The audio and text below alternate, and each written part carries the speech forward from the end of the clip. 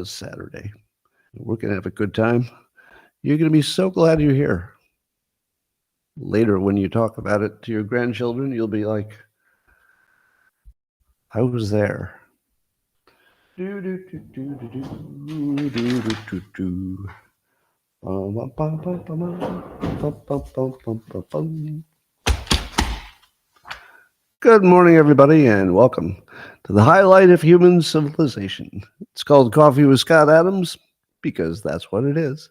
But if you'd like to take this experience up to the levels that nobody can even understand with their tiny, shiny human brains, all you need for that is a cup or a mug or a glass, a tankard, chalice or stein, a canteen jug or flask, a vessel of any kind. See, I made that sound like a stage play. Join me now for the unparalleled pleasure of the dopamine, the end of the day thing that makes everything better. It's called the simultaneous sip, and it happens just about now. Go.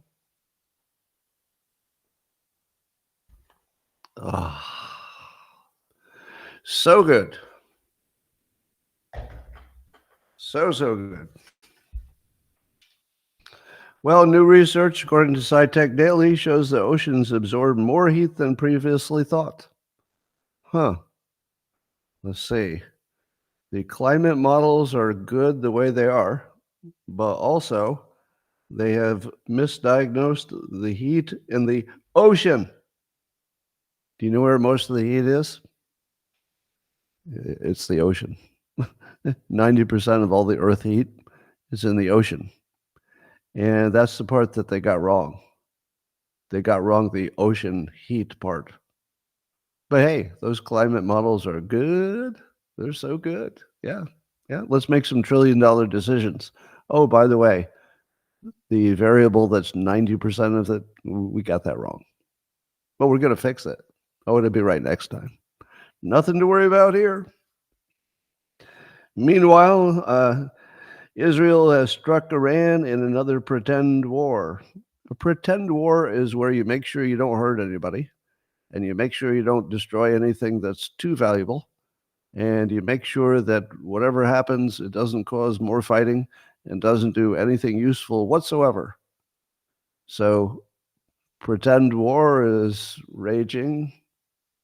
Oh no. I hope the pretend war doesn't extend into a pretend nuclear attack or something. So it looks like we don't have to worry about World War III right away. But if I were Israel and I were looking for a time to attack my enemies in a way that was maybe more than other people wanted me to, I would do it the week before an American election. So I don't know what Israel has in mind. Apparently, they're not planning on a decapitation strike. But if they were planning on it, this would be the week to do it. Now, I don't think they're planning on it because they've already done their retaliatory attack in a theatrical, fake way that nobody thinks is a military way. But anything could happen. Still a week before the elections. Now, one of the funniest things in the news is that when the LA Times decided that uncharacteristically they would not endorse any candidate. Now, you thought they're going to do what they always do, which is endorse a Democrat, Kamala Harris. But they did not. And that caused at least one of their editors to quit. And who was praising the editor who quit? Well, one of them was a writer for the Washington Post, Jennifer Rubin, a very famous, well-known political writer. And Jennifer Rubin was quite vocal on X, and she was shaming people who didn't quit because, in her view, if you work for a newspaper that decides not to endorse anybody this time, well, you should just quit. Did I mention that Jennifer Rubin works for the Washington Post? And then she had a little bad luck right after she went public, saying that you should be ashamed of yourself unless you resign should your newspaper not endorse a candidate this time. You know where this is going, right?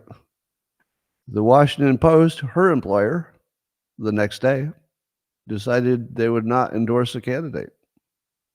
Now, Jennifer Rubin is on record as saying that anybody who has any character whatsoever would resign immediately. So she resigned immediately, right? Right? People? Makes sense? She went public saying if you are ever in this exact situation, you're working for a newspaper, your newspaper decides not to endorse Kamala Harris, you quit. And she didn't quit. Glenn Greenwald is having a wonderful time just spanking her in public for her lack of response, lack of disavowing her own employer, and just pretending like maybe none of it happened. Am I seeing something? All right. So here's my take on it. Why would Jennifer Rubin, who works for the Washington Post, say that you should quit your employer if your employer doesn't do it, and then her employer doesn't do it, and she doesn't quit? Why would she do that? Well, I have a hypothesis. Maybe Washington Post is who pays her, but maybe that's not her boss. Ah, you didn't see that coming, did you? Maybe she's paid by the Washington Post, but maybe they're not her boss. Maybe her boss is what all the people who are smarter than me say is the, I don't know, deep state, CIA. It's long been rumored that the Washington Post is not exactly like a regular newspaper, but rather an entity of the deep state in some way. And that if you thought it was a newspaper, something like the LA Times, that's more like a newspaper, then you should expect the people who work there to act like the other people who work at a newspaper. But if it's true, and I'm not smart enough to know this, but if the people who are smarter than me are correct, and the Washington Post has never really been a real newspaper, it's been a propaganda entity, then Jennifer Rubin doesn't exactly work for the newspaper. So you shouldn't be surprised if she doesn't resign because she doesn't have a problem with her bosses. You know what I mean? She only has a problem with the people who pay her. And if they're willing to keep paying her, what's the problem? All right. Keep an eye on that. So Leonardo DiCaprio is endorsed Kamala Harris for president. And also Beyonce showed up at her rally last night, and people were sad because Beyonce did not sing. She only talked for 4 minutes because, you know, if I know Beyonce is going to be appearing, I say to myself, oh, I hope she talks and doesn't sing. No, I don't say that, but I just have a question. Have all of Diddy's regular party guests now, have they all endorsed Harris? See, Leonardo DiCaprio, he was Diddy's favorite. Beyonce, yeah, inner circle. Okay. Is there anybody who's been invited to any of Diddy's parties who had any opinion other than Kamala Harris is a good president? Let me tell you. Let me tell you, nobody can be better than that. Well, do you think it's a coincidence that everybody invited to a Diddy party is very pro Kamala Harris? Is that a coincidence? Maybe. Maybe. Could be. Anything's possible. All right. According to study finds, over 60% of the people surveyed said that the election this year is going to damage their mental health. 60%. But do you think that is evenly distributed? No. Gen Z, 66%. So 2/3 of Gen Z thinks they'll be mentally disabled by the election. Millennials, 64%. Gen X, 63%. 46% say they have feelings of anxiety. 37% are stressed out. Now, is this because the candidates are so bad? Is that why everybody's stressed out?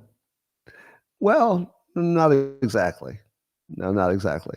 The reason it's so stressful is because we have a media business model that makes more money if they make you more stressed out. So the more stressed out they can make you, the more money they make. Basically, it's like one of those old Star Trek episodes. Do you remember there'd be like the original Star Treks? There would always be some alien entity that would be feeding on their anger and hatred. So it would try to make them angry and hateful, and they could feed on it somehow. But that's our media. The media wants you to make you angry and hateful and anxious and sad, and that's how it sucks the money or the attention out of you, and then get money from it. So of course people feel like that, but it probably has little to do with what's actually happening, and a lot to do with how it's being handled by the media. Well, the Gateway Pundit has this question on one of their headlines: "Is she drunk?" Now imagine being running for president, and people legitimately are asking. It's not just campaigning. People are legitimately asking when she talks to the press, "Is she drunk?" Now I ask that question a lot, and it's a serious question. I actually don't know. I'm not saying it just because it would be a expedient way to make her look bad, and I like the other candidate. It's not that. I mean, those things are true as well. But she looks drunk. To me, she looks drunk. Now, I keep asking myself if this is some kind of confirmation bias, but the reason I don't think so is that she doesn't always look drunk. In fact, most of the time, not. So, 80, 90% of the time, not a trace of anything that you say. But there's yet another video that the Gateway Pundit surfaced, where if you look at her, she's just got that drunk face where it's sort of like her face is moving before she answers the question, and then it takes her a long wind up to get into the question. Well, well, I'll say, and then have you ever noticed she enters the word salad, but then when she thinks she's nailed it at the end, she has that satisfied look on her face. But you realize because you're not drunk that she didn't nail it at all. So it'd be like, what would you do about taxes? Well, uh, um, and she's thinking about how to start, and then she's like, middle class. It's got to be some fairness, and Trump's a Nazi. Then she gets that look at her face. Nailed it. I nailed it. Nailed it.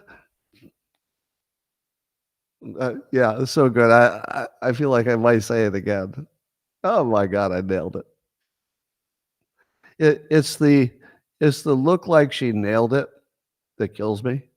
That's also the thing I hate about TikTok and Instagram Reels, where the attractive woman, does her little act in front of the camera, but then the last thing she does is she laughs at herself. Like, I'm not serious. You're like, I'm beautiful. I'm beautiful. Oh, I'm so beautiful. Look at my butt. Oh, I'm so beautiful. They're beautiful. And then the last thing, and then she turns it off because it's not serious, people. It's not serious. Oh my God, does that grate me when I see it? Well, I get the same thing from Kamala. So, worst case scenario is that that's her natural way of acting. The best case scenario is that she's drunk a lot. So there's that. She went full mind reader, as you know the Democrats do. Normal people would say, my opponent has this policy, but I have a different policy. My policy is better in a variety of ways. Let me list them. That would be what normal people would say. If you're losing and you've got absolutely no way to win, what you do is you imagine something in the other person's head. So she said at her most recent rally, just imagine. Oh, and I'm going to emphasize theatrically the word stewing. So when I read her quote, I want you to watch my theatrical rendition of how she sells it. Oh, does she sell it? Are you ready? Just imagine the Oval Office in 3 months. It's either Donald Trump in there stewing over his enemies list, or me working for you, checking off my to-do list. Oh, nailed it. Look how clever that was. Oh, I want to pat myself on the back so badly right now, but I don't want to. Because I said he was stewing and I'm doing my to-do list. It's the stew list versus the to-do list. Whoa, it just keeps getting better. I'm killing it. I'm nailing it up here. Okay. Let me tell you the energy I'm getting from this. Trump goes on Joe Rogan. Kamala Harris says, Beyonce not singing. Here's the energy I'm getting. I'd like to do my impression of Trump. Now, this is my theatrical, just energy impression, right? This is not something that either of them have said directly. They've been in the general territory. So here's what it feels like, but it's not what they're actually saying. Trump on Joe Rogan. I'm thinking about replacing income taxes with tariffs, as was done in the McKinley era. So that's the energy I'm getting from Trump. Here's the energy I'm getting from Kamala Harris. He's putting cats and dogs and all of his enemies in a stew. A stew! A stew! That's the energy I'm getting from her. Trump, we need better border security. Harris, he's going to put you in a death camp like Hitler. He's going to put you in a death camp. Hitler. That's the energy I'm getting. So to me, Harris sounds more like a bitter ex-wife every day whining about Trump, only thinking about himself. Where do you hear this the most? You're talking to your friend who's in a bitter divorce, and your friend says, complete the sentence. It's your friend who's female. She's talking about her bitter divorce from her husband is a narcissist. That's correct. Yes, the ex-wife always calls the husband a narcissist. And what does the narcissist always do that's different from other people? He always, complete the sentence, is always thinking it for himself, about himself, right? It's all about his selfish needs. Ladies and gentlemen, this is not what politicians are supposed to be saying. This is what a bitter ex-wife says about every husband that has ever been left. They're always a narcissist, and they're always just thinking about themselves. And that's what she's settled on. But she also has, and I think her unhappy female base must love it. They're like, yeah, my ex-husband's a narcissist too. Let's get them both. Rah! Let's get them both. So it might work. Who knows? So I have coined the term Hail Mary. So a Hail Mary is when a football player, the quarterback, throws a last-ditch, it's the last-second play into the end zone, hoping just by luck somebody on his team will catch it and win the game in the last second. That's called a Hail Mary, based on the religious praying to Mary, basically. But the Hail Mary is where you pretend that you're seeing Hitler everywhere. But it's sort of a tough one because you have to pretend that the nation of Israel can't spot Hitler. So you have to pretend, oh, totally Trump is a Hitler. And yes, Israel loves him so much they're naming towns after him. But here's the reason. The entire nation of Israel, they can't spot a Hitler. I don't know why. It's weird. You'd think they'd be good at it. But according to Kamala Harris, they're supporting a Hitler. Don't even know it. So I feel sorry for Israel having gone through the Holocaust and now so close to going through another one and don't even recognize the Hitler that's rising. Not only that, not only does Israel not know it, but 100 million voters in the United States, no idea that Hitler's rising. As I think it was Chris Sununu pointed out, do you really think 100 million people are voting for Hitler? Is that what you really believe? That, well, he said half the country. Do you believe that half the country is voting for Hitler? Which, by the way, the more I thought about it, remember Chris Nunu's father was famous for being literally a genius. I assume some of that trickled down because that's the smartest I've ever seen anybody answer that in public. The smartest politician answer for the Republicans is, do you really think half the country is voting for Hitler? I mean, really? It's the really thing. Really?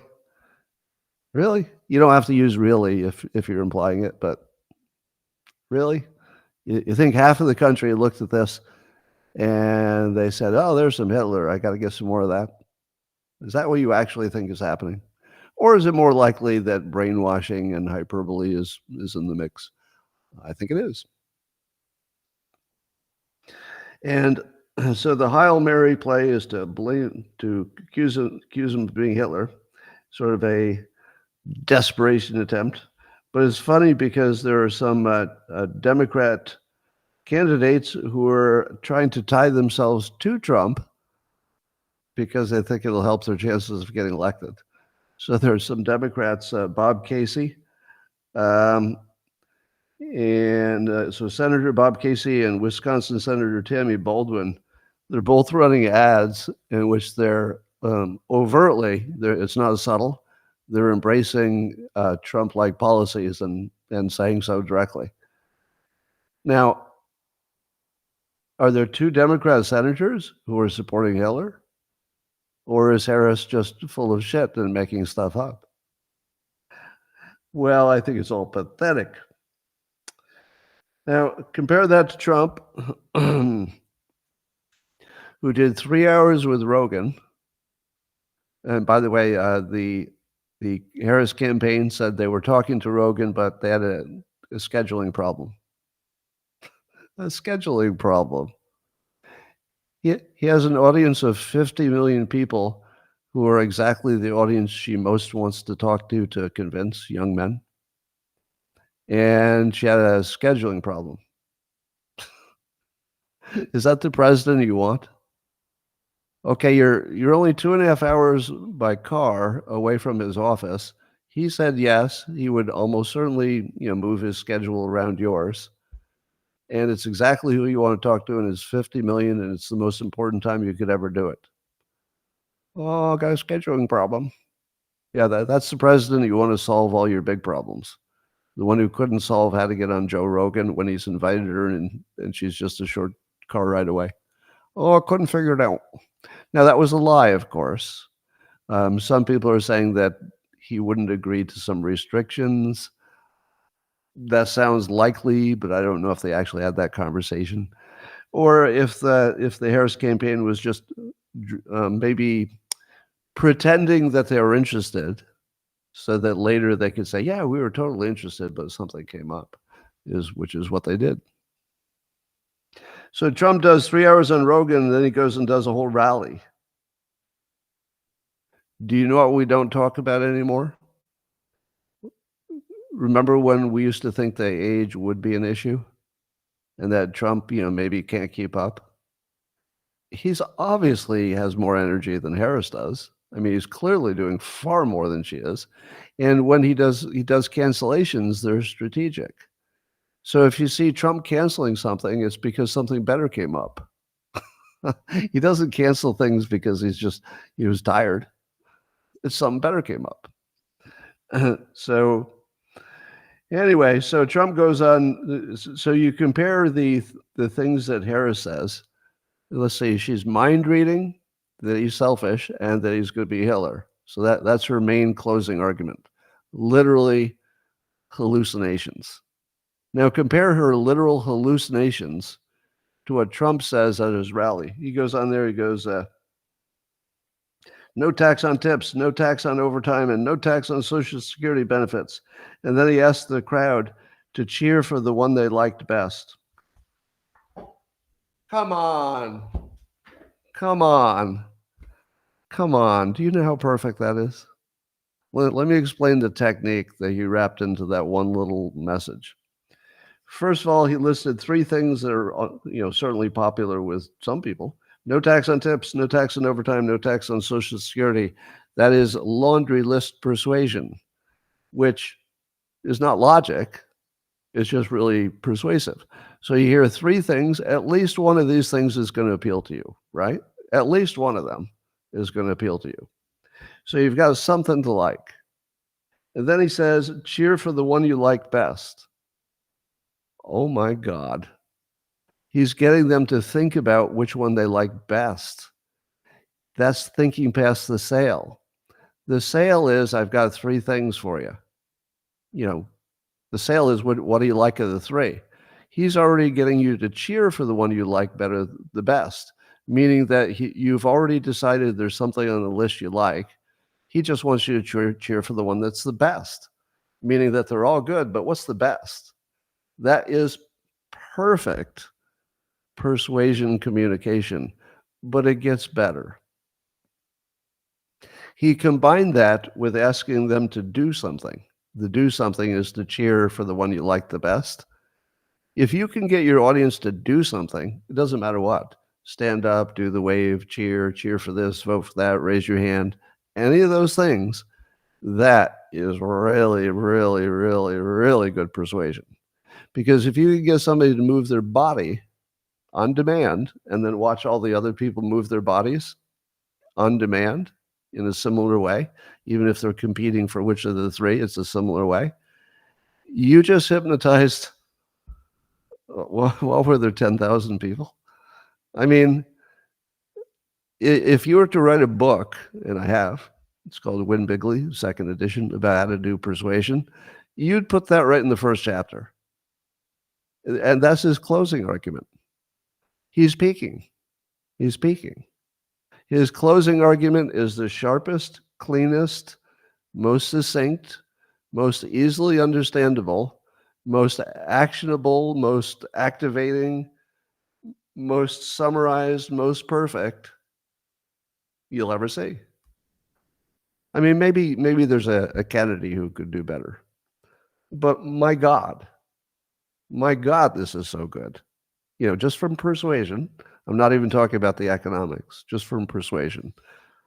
I mean, you can't get better than that. All right. But Kamala Harris is not nearly as clear as Trump is. However, she has some good news, too. She's been asked to be on the cover of a major magazine. You may have heard it. It's called Vague. So she'll be on the cover of Vague. No, it's not Vogue. Vogue is a different thing. Vogue is more about fashion. Vague is more about not being able to explain your policies. Cover of Vague magazine. Yep, dad joke. That's your dad joke for the day. Well, are you ready for some maybe really big news? It's possible that you woke up this morning and you did not hear that some news was made in the courts, or possibly you heard it, but you didn't know its importance. You ready for this? This is a big one. If you haven't heard it yet, get ready for some good news. All right.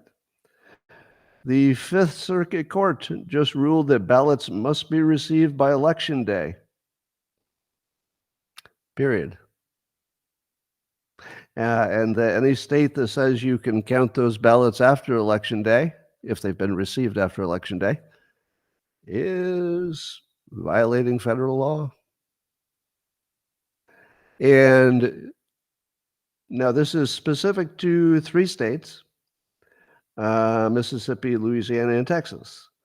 However, since it's the Fifth Circuit Court, it will certainly influence all the states, because every state that's thinking that they want to do this is going to look at the court's opinion and say, oh, shit. All it takes is one lawyer to say, hey, psst, psst, hey, Fifth Circuit, and we've got to conform. because we know that if we take it to the court will say the same damn thing they said last time. We just told you. Yeah, we told you it was true for 3 states. Did you think we were going to say the other states are fine? Did you think we were only talking about 3 states? We're the Fifth Circuit. No, if we say 3 states can't do it because it's illegal everywhere, right? So there's that tiny bit of technicality to it, but in a practical sense, the ability to cheat by including things that came in after the date may have been taken away. Now, there's still some, maybe some ways that you could game that system. For example, they didn't say you couldn't count after Election Day. They said you couldn't receive and include in the count the certain things that came in after. But is anybody going to really know when it came in? Is there a way to just keep counting and say it's going to take us 4 days to count them all, and then they're still trickling in, and then they just count them all? And then somebody says, but you're not allowed to count them all. And they'd say, I don't even know what you're talking about. Well, we think you counted the ones that came in late. Really? No, we didn't. No, we're pretty sure that you counted ones that came in late. Really? Take it to court. All right, we will. So they take it to court. And what's the court say? You don't have any standing. Or the court says, how many do you think they did? And you say, well, we don't have time to audit it, but we think they did. But do you have evidence that it would have changed the outcome? Well, not evidence, because I don't know how many. I mean, maybe. And then the court will say maybe.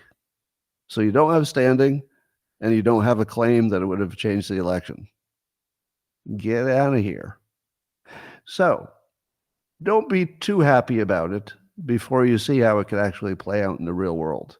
Because remember, we don't have a system that can catch and correct an election mistake. Mistake as in rigging. So that's the most important thing you need to know. If you believe that we have a system that can catch and correct mistakes in our elections, you're in a whole different world that, all of your assumptions are wrong. We don't have anything that can do that. It is designed so you can't do it. It's designed so the courts largely don't have to determine who the winner is, which, has an appeal. So Trump goes on Rogan for 3 hours, and one of the things as I noted, he did float that idea of tariffs instead of income tax. I don't believe there's really a chance that can happen. And only because it would be such a big change, and we wouldn't know how much money we'd be getting, and your products would all go up by a tremendous amount. You'd still be paying your taxes. It's just that when you bought a piece of gum, it would cost $12. So you're going to say to yourself, he's taking away my income taxes? I love this. Until you buy a piece of gum and it's $12. And you go, oh, I get it.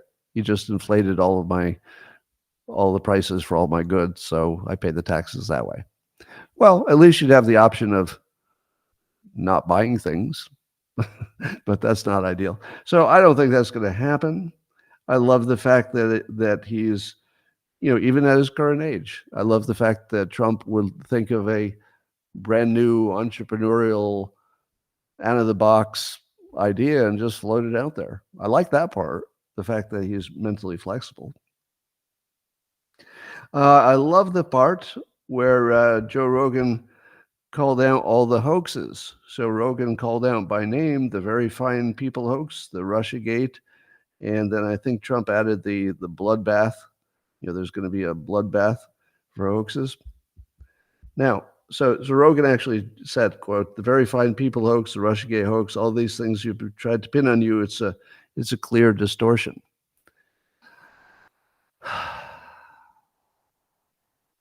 How do you think I feel about that?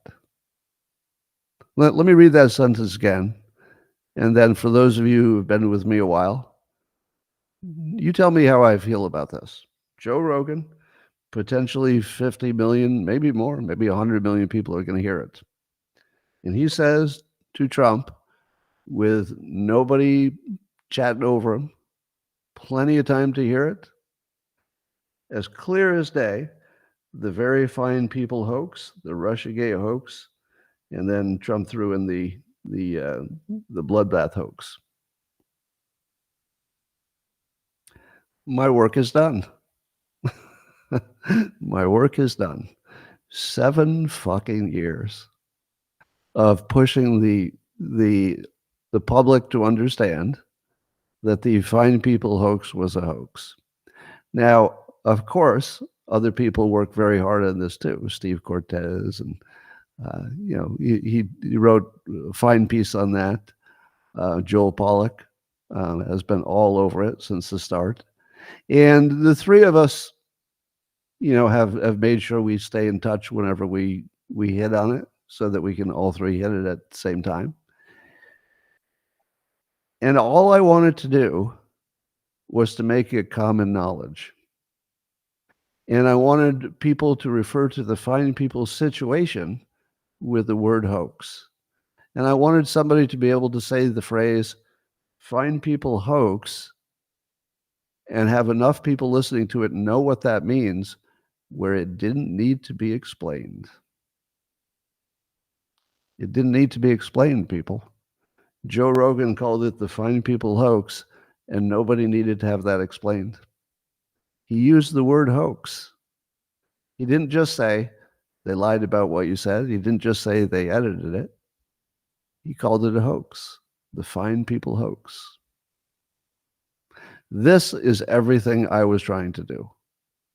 And then he landed it a week before election, and he put it in front of 50 million men.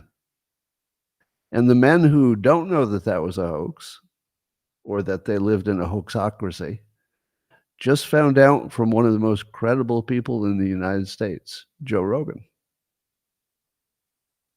Do you think that's persuasive? Yes. That's a 10. That's a 10 out of 10. That's exactly the right audience, in exactly the right frame of mind a week before the election. It's exactly the right two people, Joe Rogan and Trump. Because Rogan is the sort of the height of credibility in terms of, he's not lying to you. He could be wrong, like maybe like some, specific, conspiracy theories that you don't like. But he says that clearly too. He tells you when he's doing it recreationally and when he's doing it seriously. So the most credible person to the most important demographic, which is young men and people who are going to watch that show, just laid it down like a fact. We're done discussing it. It's a fact. It's the fine people hoax. And if you don't mind, I'm going to take a victory lap. Because when you work that hard to get something done that's this big and it lands, I feel great. I just feel great today. So Joel and Steve Cortez, good work. Good work, guys. And to all of you who have been forwarding it and boosting it all these years, good work to you. Appreciate it. All right. Meanwhile, in the Hill, I did a little test to see if people could find the brainwashing part in that. So here's something in an article by Brett Samuels. Now, if you're writing for the Hill, you're one of the writers, is it fair to assume that you're probably college educated? It's kind of rare for a famous writer to not be college educated. Matt Walsh is probably maybe the best writer I know who's not technically college educated. But here's something that was said by Brett Samuels talking about Trump. Trump said on Joe Rogan about the 2020 election, he didn't get into it deeply, but what Trump said is, quote, "What I'd rather do is, we'll do it another time. I would bring in papers that you would not believe." In other words, evidence of rigging in 2020, allegedly, according to Trump. And then this is what Brett Samuels, the writer in The Hill, he summarizes it this way. He says, the election was so crooked, Trump said, at one point, repeating the false claim that he did not lose in 2020. The false claim that he did not lose.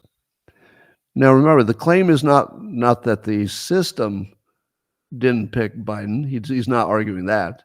He's arguing that if the system had looked at the votes correctly and counted them correctly and without any rigging, that he would have won. Now, of course, Brett Samuels understands that context. But Brett Samuels interjects that he did not lose in 2020. Does he really not know that that's unknowable? You can't know who won. We don't have a system that produces that kind of information. Not even close. In fact, it's designed so you couldn't possibly know who won the election. You know what the official numbers are, but you don't know anything that went into it, what's behind it. You don't know if anything was faked. You don't know if anything was hacked. So what would make this highly educated writer say something that's so obviously not true? I mean, like super glaringly, incredibly obviously not true. Because everybody who's got a college education knows that everything that has technology in it can get hacked, right? If I gave you a quiz and said, hey, do you think everything important can be hacked? They would all say yes. For example, there's a story that Trump and Vance's cell phones have been hacked by China. Did you hear that? That's brand new news. So if China can get into Trump and Vance's cell phone, and China can get into, as Christopher Wray says, maybe our entire infrastructure, does Brett Samuels think that our election systems are impenetrable? Of course not. Like, why would you say it in public when if anybody asked you that question, you'd say, of course not. Everything digital is penetratable. I mean, just look at the fact that when Iran's nuclear program was taken down by a cyber attack, what could have more security on it than your nuclear facilities, especially if they're secret nuclear facilities?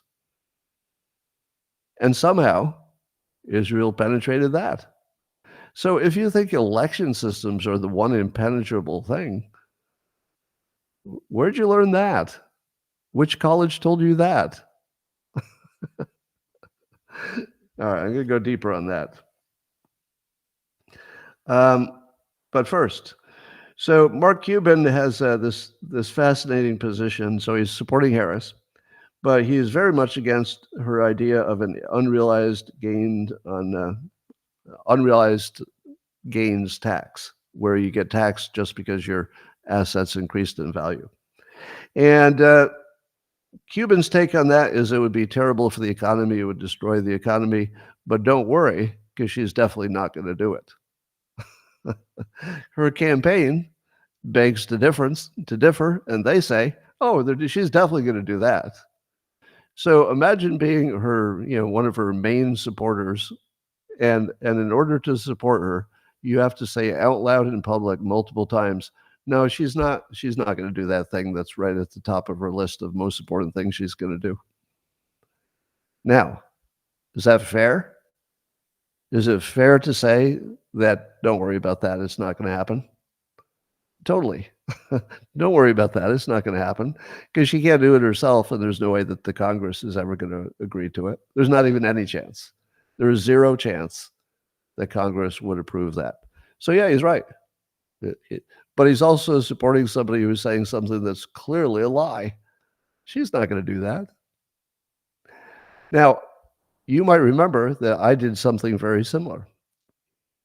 In 2016, when Trump was saying, I'm going to deport every single illegal alien, and people would ask me, Scott, how can you be in favor of that? To be people who have been living here as Americans for decades, and they're here with their kids, they've had children in America, they pay their taxes. How in the world are you in favor of deporting them? And I would say, He's not going to do it. And people would say it's his number one thing. It's the main thing he talks about. And I would say he's not going to do that. It's hyperbole. He's going to deport as many people as he needs to get the criminals and the ones who are the most problem out. And when you get the criminals out, the public is going to say, now we're thinking about other things. So he never really needed to deport 20 million people or whatever the number was then. He needed to close the border enough, which he did. He needed to deport the worst people, enough of them, which he did. And then America, being the reasonable place it is, said, oh, okay, well, it doesn't look like it's the end of the world now. So, yeah, okay, some of us wish you'd deported more, but it's not bothering me at the moment, and I've got somebody to mow my lawn, and somebody's picking the fruit, and all right, we can live with it. Now, that made sense. That was just hyperbole. But I don't think there's a hyperbole way to say you can tax unrealized gains. That's sort of binary, because there's no amount of taxing of unrealized gains that's okay. Not any amount. That's completely wrong. Whereas some amount of deporting clearly made sense, some other amount made less sense. Anyway, so that's happening. Trump also said he'd release the JFK files. And I love this statement. He said, quote, I can't tell you whether, this is what Trump said to Rogan, I can't tell you whether or not they're going to find anything of interest, meaning in the JFK files, but I was asked not to do it.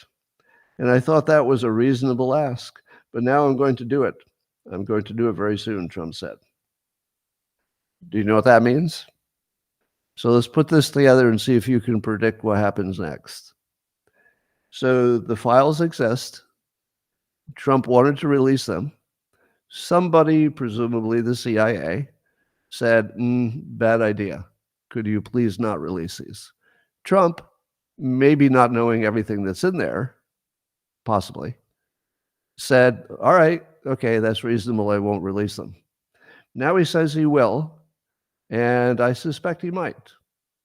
So now put it forward. What happens next? Well, one possibility is they assassinate him, like JFK, because that would solve the problem. And that's probably what the files say, is that the CIA killed JFK. Probably. Don't know for sure, but probably. But here's what's more likely, because if they assassinate him, it's too on the nose. If they assassinate him, there's going to be violence, right? The public is not going to take that laying down.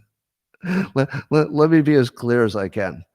I don't recommend this, but if Trump gets taken out by our own people a week before the election, or even before getting sworn in, or anytime after, the guns are coming out, right? I'm not recommending it, but let's be honest. If they take Trump out, the guns are coming out. I don't know what'll happen.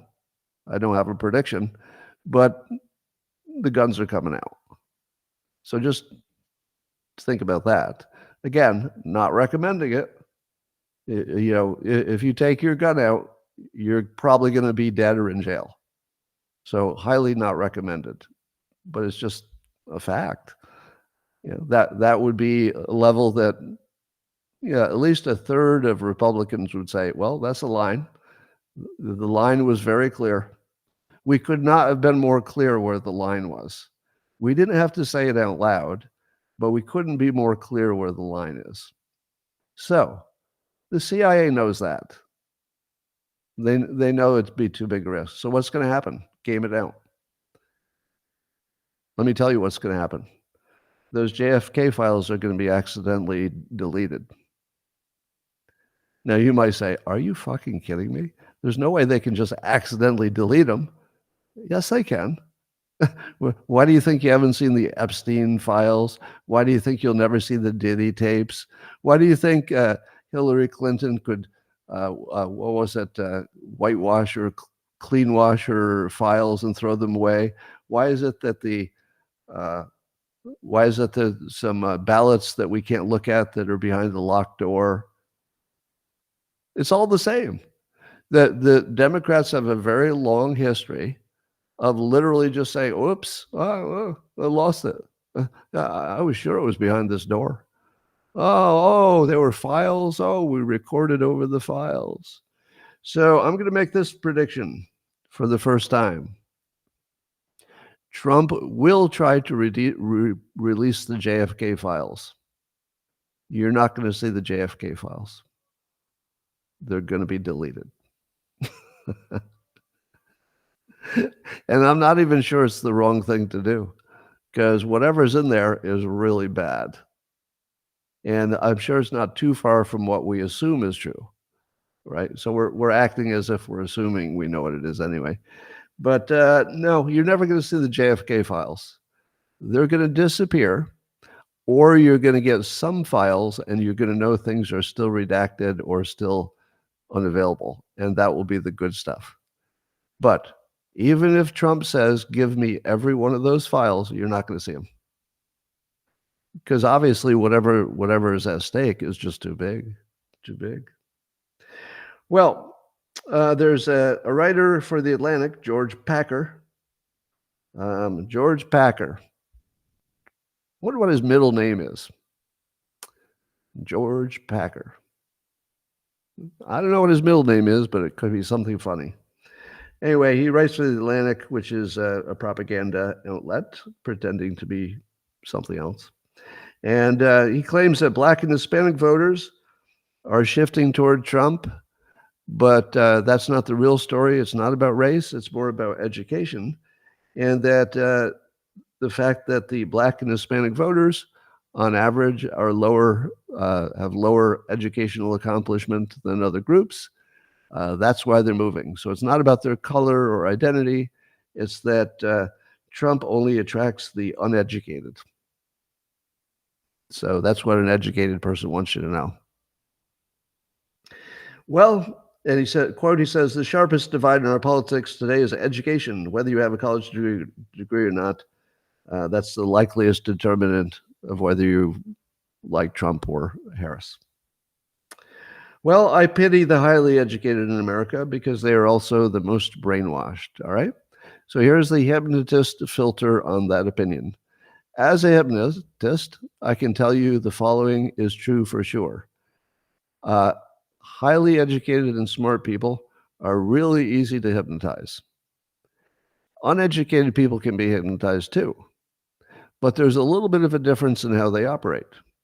For example, if the government says something that's ridiculous on the surface, what do uneducated people say about it?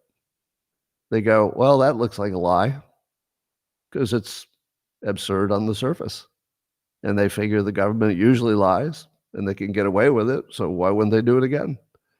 So the so-called uneducated people get the right answer almost every time, because the government is lying to you almost every time. Even when the thing they want to do is good for you, they still have to lie to you to sell it, right? Maybe the infrastructure thing was good, but if you call it I don't know, saving the Green New World or something, you can get people to say yes. So even when it's good for you, they lie to you. So when the uneducated people hear something from the government, they automatically say, well, that's another lie. I don't know what's true, but that's probably not true. And then they're really have a good track record of being right. Now, let's compare that to a highly educated person who's getting their news from the New York Times. That's some smart stuff there.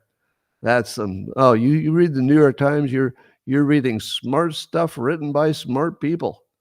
And you're getting all that smart stuff into your smart head. Wow, you're so smart. And then you cross-check it with some other things, because, you don't want to rely on one source. Educated don't do that. The educated will look for multiple sources. So in addition to the New York Times, they might go to, let's say, the Atlantic. Yeah. And then they might go to, let's say, the Washington Post. And then they turn on the TV and they look at MSNBC. and they say, "I pity those uneducated people. Oh my God, they're so darn dumb. They don't know that the election was fine." In which I say, "Oh, wait a minute. The dumb people, according to you, the uneducated people, they know that every digital system can be hacked, and they've never heard an argument for why you have digital systems in the first place if they're slower, more expensive, and less credible." What do all the educated people say? I read the New York Times and the Washington Post and the Atlantic, and they all say the elections were perfect. So I'm glad I'm an educated person because I get all the right answers. I hate to be like those uneducated people. Hey, how about those vaccinations? How about those masks? Listen to science, people. Listen to science. Oh, I think I'll go out and measure accurately the temperature of the planet because I read in the New York Times and the Washington Post and the Atlantic that you can do that and they get an accurate answer. No, there is a structural reason why the educated people know the least. There's a design reason. Our system is designed that if you're educated, what do you get more of?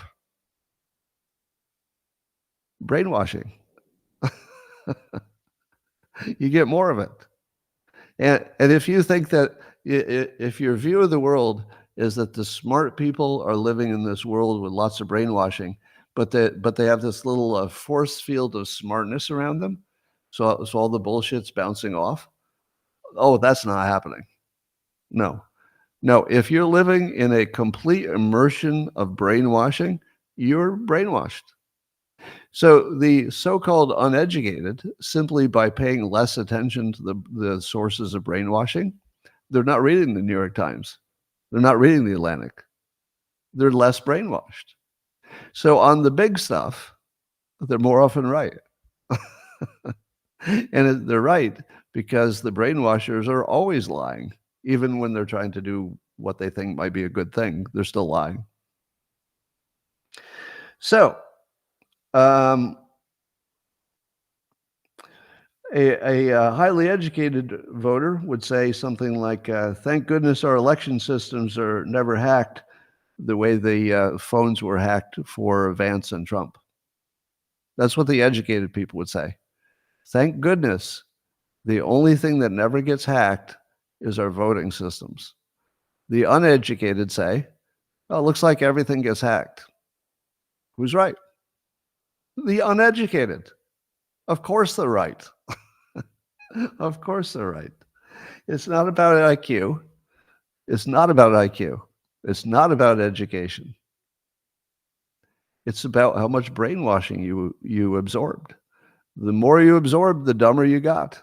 And the educated absorb the most by far because they don't even know that their sources are brainwashing. So you might ask me, Scott, but what about all those exceptions? Because there are, in fact, educated people who support Trump. To which I say, there's a reason for that. It's because the hypnotists got him out of the brainwashing. When you listen to the people who have gone over to Trump, listen to how they talk. Bill Ackman says this. I believe the fine people hoax. And as soon as I found out what they did to me with that it was just a bad edit, then that opened him up to all the other brainwashing. And then it was easy for him to say, oh my God, yeah, Trump's the obvious choice. How about Elon Musk? He knows which things are hoaxes. How does he know? Well, he heard it from people who knew. He looked at what they said, looked at the original stuff, and realized, oh, the people who say it's a hoax are right. Right? How about the all-in pod guys? 3 out of 4 anyway. I don't know their transition story, but I'll bet at one point there was somebody who was a hypnotist who had surfaced something as a hoax, and then it came to their attention, is this a hoax? People say this might be a hoax. Then they look into it. Sure enough, it's a hoax. and then they're unhypnotized, and then all the other brainwashing becomes part of their vision.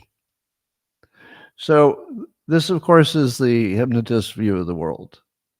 But my belief is that the intelligent people on the political right have a set of hypnotists, actually literally trained hypnotists, who are a little bit more immune from brainwashing because they can see the gears of the machine. Like you can see it coming at you.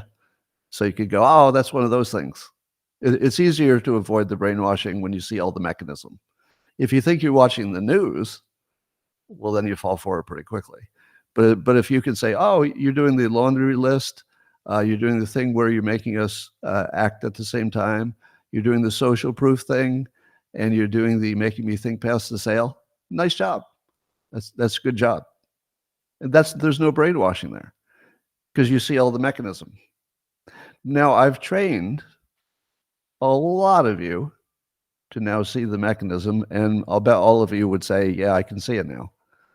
Not every time, maybe. You're not all experts, but you see it more often than not. I think that the biggest story of why smart people are coming to the political right is the hoax, the people calling out the hoaxes.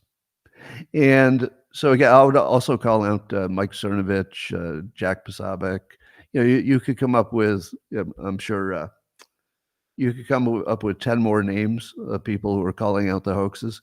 But a lot of that came from hypnotists first. It's just you wouldn't necessarily be aware of that.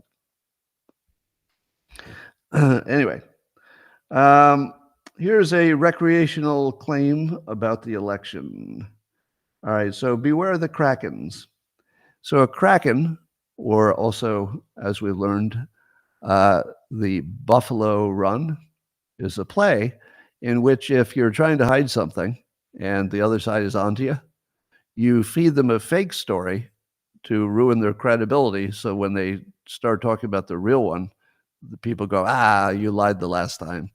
So look out for the bad guys giving you fake election rigging stories that you talk about, and then you find out, oh, they made that up, and then you're done. But here's one that I don't know what to think about it, so I'm going to say it's a recreational belief, meaning I don't know that this is true, but it sounds really cool. And it goes like this. This is one you've heard before, but it's just so interesting. So Jerome Corsi is writing about this in the American Thinker, that there's a PhD, Andrew Paquette, who looked into, I think it was the New York,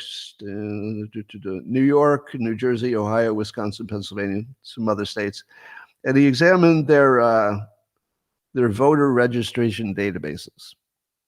And he discovered, he says, an algorithm, and I don't know how well I'll describe this, but he says he can see the code.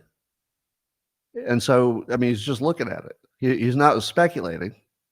His claim is, I'm looking right at it. And this code would do the following things. Now, remember, this is a recreational claim. If I were to put an odds of it, checking out and being in context perfectly, low. But that would be true of all the big election claims. Any of them individually, I don't know, probably not. But overall, it's a system that guarantees it's rigged, I think. You won't necessarily know how, but our current system guarantees rigging because it's not auditable fully. Anyway, so here's what he claims. That they've got an algorithm which would allow them to add false voters to the voter rolls. Now, normally that wouldn't be a problem because if there are false voters, they would be called in the normal process of getting rid of voters who have moved or died or things like that. But they put a bunch of false ones on there, and then the algorithm, allegedly, covertly tags them for easy retrieval later. So that would be something that allegedly he could see in the code, that they're treated special. And that that false registrants meaning the fake people on the voter rolls, can then request absentee ballots because the system thinks they're real because they're on the voter rolls, but they're really being sent to fake people who are going to fill them out. Then the fake ones are gathered and they fill them out at central places. And then the false voter records are updated to reflect the false votes. And then after certification, the false voter records are manipulated to disguise their purpose and history. So the claim is that you can look at the code, and it's the same in these several states, not all the states, but several states, and that you could just look at the code. And you could see it's obviously for the purpose of rigging an election. Now, the reason that I don't say, this is proven, this is true, we got them, is because it's probably the 10th time I've heard a story that sounds like this, with different details. But, oh, we found the truck full of ballots, but we lost it. It's going to be like that. So I'm not sure I believe this one, but it's out there. So sharing it with you. The larger picture is, if we don't know if that's true or false, how do you know if anything else is true or false about the election? So, ladies and gentlemen, those are my comments for today. A wonderful day of news it's been. And I'd like to talk now to the private, wonderful people on the Locals platform. By the way, you can only be on that if you go to scottadams.locals.com and sign up, and then you get to see my special cartoons and my naughty stuff and my naughty Dilbert cartoons and my other political opinions and live streams from a man cave every night. So if you're lonely, it's the place to go. It turns out, and by the way, I didn't create the Locals platform as a place for lonely people to meet each other, but it turned out that way. So there's a sort of a rule in business that you don't tell your customers what business you're in. They tell you.